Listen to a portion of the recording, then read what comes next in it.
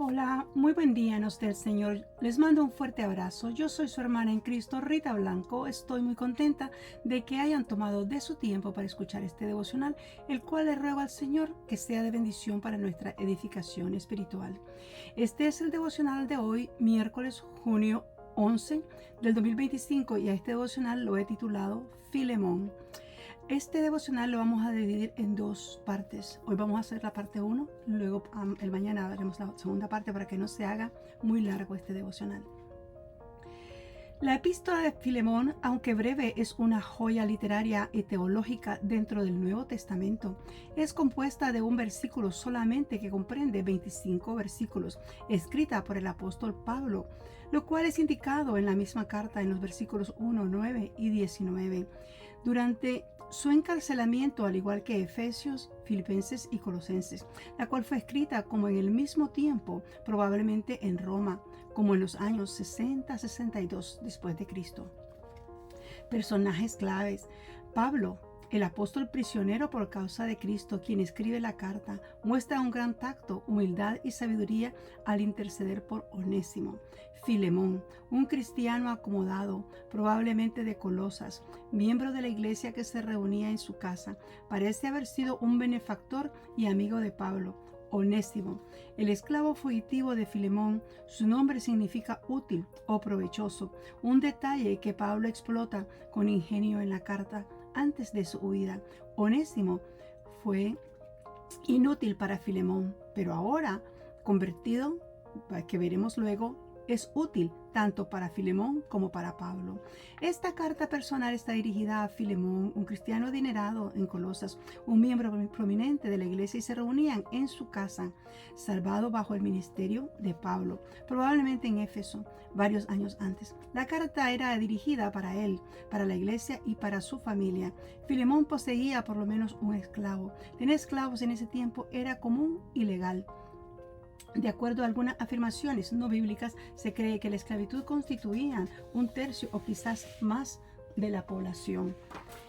En los días de Pablo, la esclavitud no era solamente el empleado de campo o de casa, sino que los esclavos podían ser doctores, maestros, artistas, bibliotecarios o contadores. Casi todos los trabajos podían ser y estaban ocupados por esclavos. Los esclavos no eran considerados personas, sino herramientas de sus amos. En aquellos tiempos, los amos tenían poder ilimitados para castigarlos, y algunas veces lo hacían severamente por las infracciones más ligeras, y podían ser comprados, vendidos, heredados, o podían también ser intercambiados o tomados para pagar deudas de su amo. Sin embargo, la esclavitud estaba comenzando a cambiar en el tiempo del Nuevo Testamento. Ya los amos se estaban poniendo atención que los esclavos contentos trabajaban con más producción y estaban aprendiendo a tratarlos con más flexibilidad. Pero siempre habían casos cuando el amo le podía enseñar al esclavo su mismo trabajo, y algunos hasta podían llegar a ser amigos, pero aún no eran reconocidos como personas bajo la ley. Sin embargo, el Senado romano en el 20 después de Cristo otorgó a esclavos acusados de crímenes el derecho de un juicio. Un poco más adelante también se les otorgaba el derecho, o sea, que se compraban su libertad. Pero igual, en esos tiempos habían algunos esclavos que se sentían bien y estaban contentos con sus amos y se quedaban con ellos, y estaban en una situación mucho mejor que muchos hombres libres, porque tenían cuidados y provisiones aseguradas. Había muchos hombres libres quienes luchaban por sobrevivir en la pobreza. No vemos en ningún lugar en el Nuevo Testamento que se atacara directamente a la esclavitud. De lo contrario, todas las insurrecciones resultantes de esclavos no hubieran sucedido. Esto ocasionó que el mensaje del Evangelio se confundiera un poco con la reforma social en esos tiempos. El cristianismo atacó los males de la esclavitud al cambiar el corazón de los esclavos y sus amos, siendo ellos enseñados en la igualdad espiritual del amo y el esclavo. Un esclavo de Filemón tenía como nombre Onésimo, que significa útil, un hombre común para esclavos en ese tiempo. Onésimo decidió huir de la casa de Filemón y robó algo de dinero, según dice el versículo 18. Onésimo no era creyente en ese tiempo, huyó a Roma pensando perderse en la enorme población de esclavos de la capital del Imperio Romano. Onésimo enfrentaba severas penas al ser capturado, que podían incluir la muerte. No se explica bien cómo sucedió que Onésimo conoció a Pablo, quien estaba en la cárcel. Puede ser que lo haya conocido o oído de él cuando estaba en la casa de su amo Filemón, quien era que era donde la iglesia se reunía, con el propósito de interceder por Onésimo, un esclavo fugitivo que se había encontrado con Pablo y se había convertido al cristianismo. Onésimo, estando en Roma, va a la cárcel y habla con Pablo. Cuando le explica lo sucedido a Pablo, entonces Pablo lo reprimende y le dice que él tiene que regresar con Filemón, su amo. Por supuesto que esto fue después que Onésimo escuchó a Pablo y entregó su vida al Señor Jesús. Y es aquí cuando Pablo describe la carta. Él escribe la carta y se la entrega al mismo Onésimo y lo envía de regreso a casa de Filemón. Miremos que aquí en la carta se menciona el nombre de Apia, la esposa de Filemón, al igual que el nombre de su hijo Arquipo. La lectura de esta carta de intersección personal fue leída en frente de la iglesia, la que sirvió para edificar a Filemón y a la iglesia. Veamos que la carta está dirigida a Filemón, a su esposa, a su hijo y a la iglesia que está en su casa.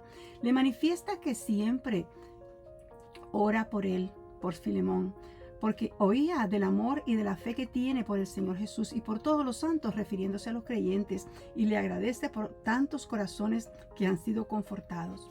A continuación, le indica que está mandando a Onésimo y le ruega por amor por Onésimo, a quien engendró en las prisiones, que significa que debido a que Pablo le habló del Evangelio, Onésimo se entregó al Señor Jesús, siendo ahora un hijo espiritual. Comprendiendo en este momento que Onésimo había sido inútil a Filemón en otro tiempo, en este tiempo a él y a Pablo, Filemón les era útil, explicándole que él quisiera retenerlo con él allí en Roma para que le ayude con el Evangelio, ya que él está en prisión. Pero no quiso hacer nada sin el consentimiento de Filemón. Recordemos que Onésimo era esclavo de Filemón. Pablo confía. Él cree que esto pasaría para que él apartase a Onésimo por un tiempo y ahora que lo reciba para siempre, no como esclavo, sino como amo y esclavo, no como amo o esclavo, sino que como hermano amado. Ahora son hermanos amados en Cristo, mayormente para que Pablo, pero cuanto más para Filemón, tanto en la carne como en el Señor. Continúa Pablo intercediendo por Onésimo y le dice a Filemón: si me tienes como compañero, recíbele como a mí mismo. Y continúa y le dice: y si te debe algo, ponlo a mi cuenta. Y le dice: yo lo pagaré, por no decirte también que tú me debes a mí. Pablo apela a su obediencia, a la obediencia de Filemón en el Señor. Y si tú haces esto, le dará fortaleza a mi corazón en el Señor, manteniendo mi confianza, dice Pablo, en que tú harás mucho más de lo que te estoy pidiendo. Pablo continúa diciéndole que le prepare alojamiento porque él espera que sus oraciones sean concedidas y que él pueda regresar pronto a ellos. Finalmente tenemos el saludo final y les dice que les manda saludos Epafras, un compañero de prisiones por Cristo Jesús, Marcos, Aristarco, Demas y Lucas, sus colaboradores, y termina diciendo: la gracia de nuestro Señor Jesucristo sea con vuestro espíritu. Amén. Filemón es mucho más que una simple anécdota sobre un esclavo. Nos ofrece profundas lecciones, el poder transformador del Evangelio. Veamos cómo el Evangelio cambia vidas. Onésimo pasó de ser un esclavo fugitivo a un hermano en Cristo, y su historia es un testimonio de la gracia redentora de Dios. Si este devocional ha sido de bendición para tu vida, te invito a que le des me gusta y te suscribas al canal. Mi deseo es que la palabra llegue a corazones sinceros que aman al Señor y desean crecer en Él. Gracias por caminar conmigo en la palabra.